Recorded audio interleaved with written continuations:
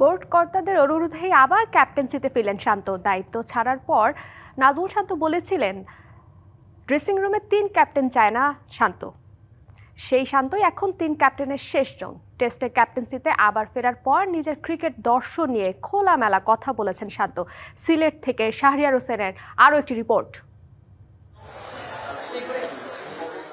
ঠিক ২ বছর আগে এই সিলেটেই নিউজিল্যান্ডের বিপক্ষে ভারপ্রাপ্ত দায়িত্ব নিয়ে শান্ত শুরু করেছিলেন অধিনায়কের যাত্রা। তবে গেল জুনে ওয়ানডে দলের অধিনায়ক পদ থেকে বিসিবি আকস্মিকভাবে তাকে সরিয়ে দেয় শ্রীলঙ্কা সিরিজের পর অভিমানে টেস্ট দলের অধিনায়কত্ব ছেড়ে দেন শান্ত।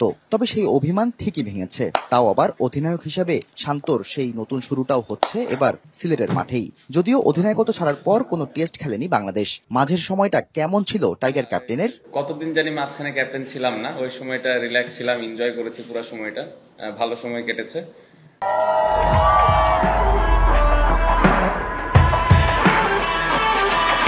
৩ ফরম্যাটে ৩ ক্যাপ্টেন চাননি শান্ত, যেটা পরিষ্কার করেই বলেছিলেন শ্রীলঙ্কা সিরিজের পর। তাহলে আবারও কেন নেতৃত্ব নিয়ে ৩ অধিনায়কের তত্ত্বে ফিরলেন তিনি? ক্রিকেট বোর্ড যেভাবে আমার সাথে কমিউনিকেট করেছে, তারপরে সবার সাথে সুন্দর একটা হেলদি কনভারসেশন হয়েছে।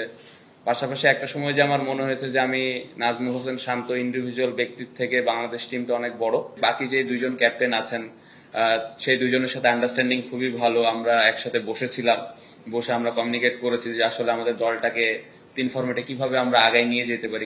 শান্ত যখন আবারও দায়িত্ব নিলেন, মুশফিক তখন অনন্য মাইল ফলকের সামনে। অপেক্ষা মাত্র 2 টেস্টের। বাংলাদেশের প্রথম কোন ক্রিকেটার হিসাবে শততম টেস্ট খেলার দ্বার প্রান্তে মিস্টার ডিপেন্ডেবল। অধিনায়ক হিসাবে এই মাইল ফলক দারুণভাবে সেলিব্রেট করতে চান নতুন অধ্যায় শুরু করতে যাওয়া টাইগার এই টেস্ট ক্যাপ্টেন।